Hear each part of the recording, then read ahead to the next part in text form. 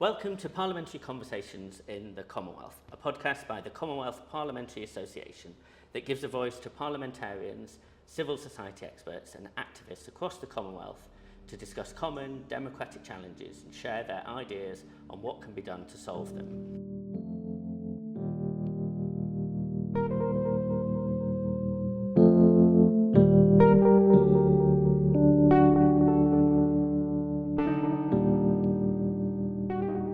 Today we're speaking to Honourable Donna Skelly MPP, the recently elected Speaker of the Legislative Assembly of Ontario, the first woman in Ontario to hold this prestigious position. She has represented the Hamilton riding of Flamborough-Glanbrook in the province of Ontario in Canada since 2018. She is an enthusiastic and outspoken advocate for constituents, fighting to make life more affordable for people across the province. Prior to her election as Speaker, Donna was the Deputy Speaker, Chair of the Committee of the Whole House, and Vice Chair of the Standing Committee on Public Accounts. Prior to entering provincial politics, Donna served on Hamilton City Council and on the National Advisory Board for Canadian Culture, as well as Banyan Community Services, a not-for-profit agency that works with youth at risk.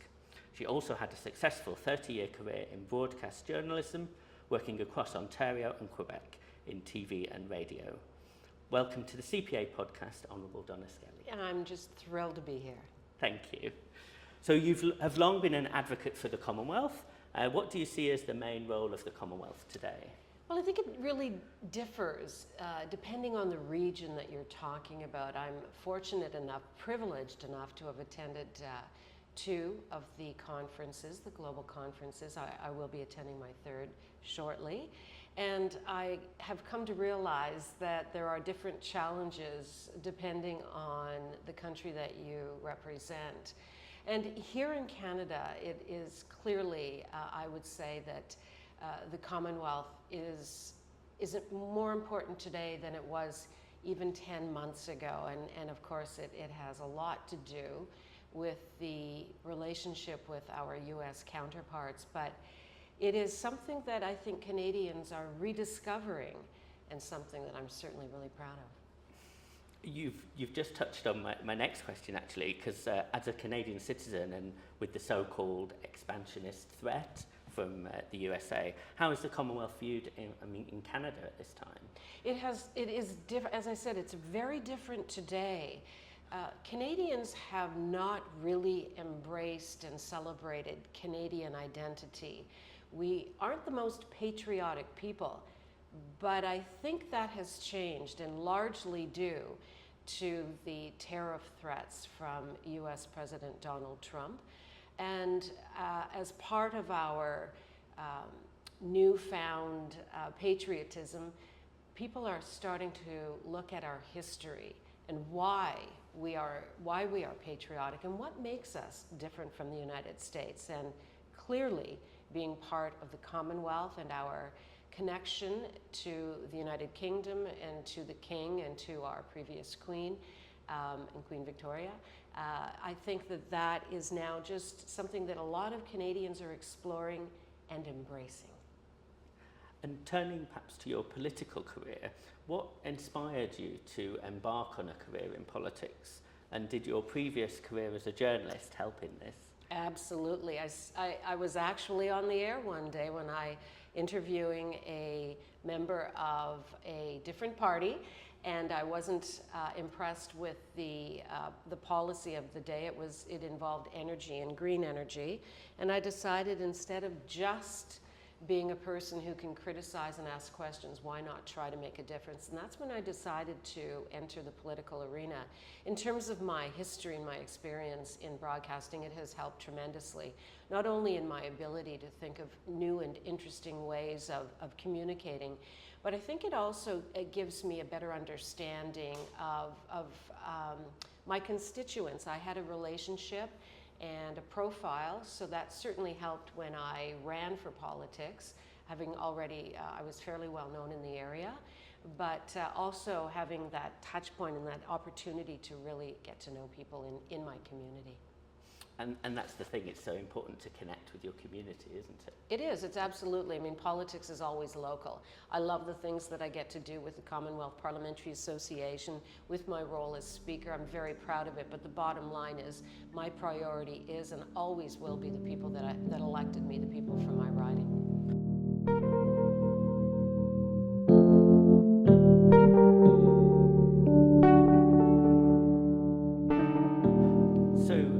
I want to now turn to the fact that the Commonwealth has seen the appointment of its second female Commonwealth Secretary-General, Honourable Shirley Botchaway from Ghana, who's just started her new role. And as we've mentioned, you're also the first woman Speaker of the Ontario Legislative Assembly in its entire history. Why do many organisations still struggle to promote women into leadership positions? Well, I don't think it's an intentional move on the part of men, but the reality is historically men have held the majority of powerful positions, and I think people tend to surround themselves with people who they trust, people who they like, people who they work well with, and often those are people you know, and we tend to work with people that are of the same sex. I realized that after I looked at the complement of my office. It's all women. And they're very, very good at what they do, but we also have a bond, we have a commonality. And so I think it's as we move forward and we have more and more women in positions of influence, you will see more and more women appointed to or working in fields that were mostly male prior to the current era. And the CPA, through the Commonwealth Women Parliamentarians, campaigns for equal representation for women in politics. Yet many parliaments around the Commonwealth still lack female representation. How do you view the progress on gender equality in parliaments? I think it is changing. It's slow, but it's changing. Not everybody wants to be a politician. Not everybody should be a politician. It is a blood sport, and you have to have thick skin. It's not necessarily a line of work that most women would want to pursue. Having said that, there are many roles in politics that go beyond the political figure, the face that you see on the news. And those roles might be more appealing to some people. I do, however, think that we are slowly making some progress. I do not believe in an agenda, any sort of a mandated number of seats held for women. I think that all women should expect is equal access, an equitable chance at either an election, a political position, or any job that they are pursuing. And what are the main barriers, do you think, facing women coming into politics, and how can we overcome those barriers? Without a doubt, it's childbearing. It's rearing your children. I would never have pursued a career in politics when I was raising my children, simply because I didn't want to be far away from them. And I have to, in the job I'm in today, the riding I represent is only about 60 kilometers from Toronto, but when you live in the Toronto, it's one of the most congested regions in the world, on the planet, and so it's 2 to 3 hours back and forth, and so you would be away from your children, or you move away from your children.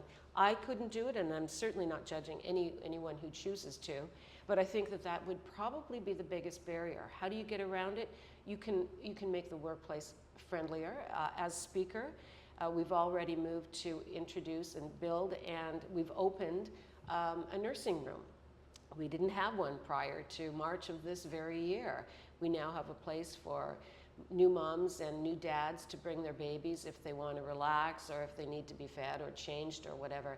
And I think daycare on site is also important. But it doesn't mean that you can't pursue a career in politics. For me, it just came at a later time in my life. And we know that women parliamentarians in particular face some of the worst abuse in public life, particularly online. A recent CPA IPU report found, for example, that 60% of women from the Asia-Pacific region had experienced online gender-based violence. how can we combat this and promote a more tolerant society? Oh, good luck, because I don't know how you do that. I mean, that is the million-dollar question. I'm not sure how we do it, but I know we have to do something. And I don't think it's just women. I'm sure 60%, I'd like to know how many men are actually attacked online as well. And it's probably very consistent. The reality is we are adults. We shouldn't be behaving that way. It is a terrible example. But people behave differently online than they do in person. We all know that. Perhaps we have to have tougher sentences and treat it as a threat, an actual physical threat. In advice, though, I would say simply do not. If you read these threats and these attacks online, you probably wouldn't get into politics. But unfortunately, it's anyone with a profile that is being attacked. And not even a profile. I mean, look at our teenagers today. I couldn't imagine being a young girl in today's society where we have multimedia and the threat and the attacks against young people. So what do we do? I'm not sure, but we have to do something.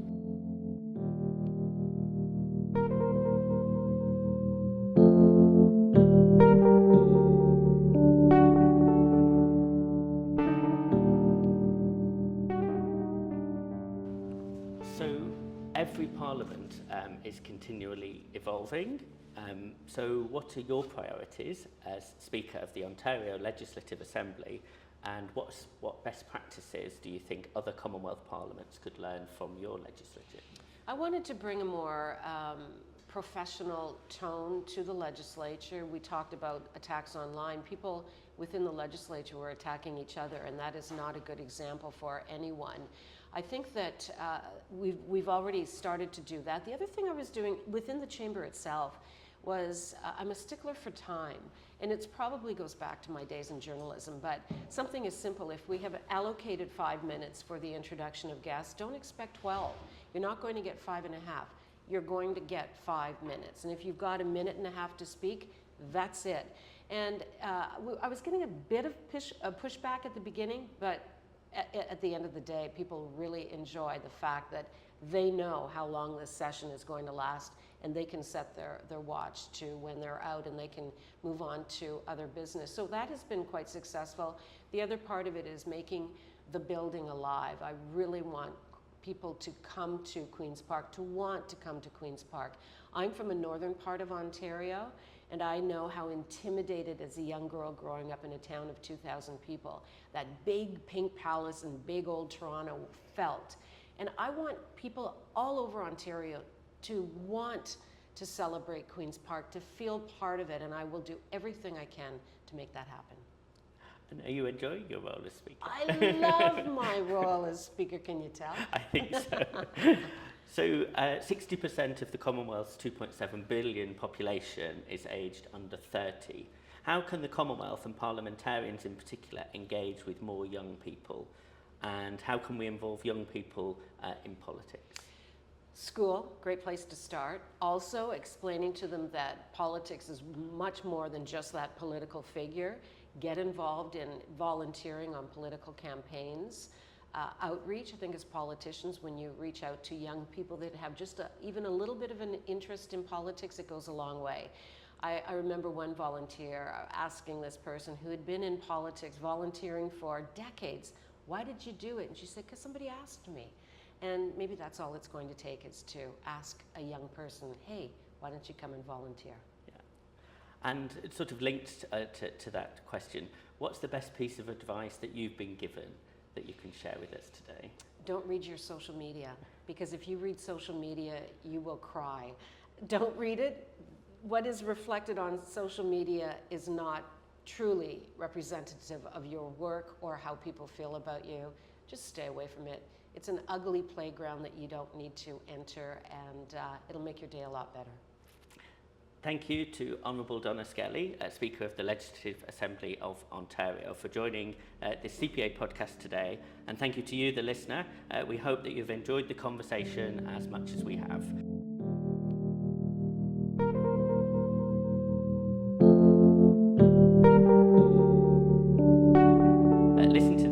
podcasts via the CPA website, on the CPA YouTube channel, or find Parliamentary Conversations in the Commonwealth on your favourite podcast platform.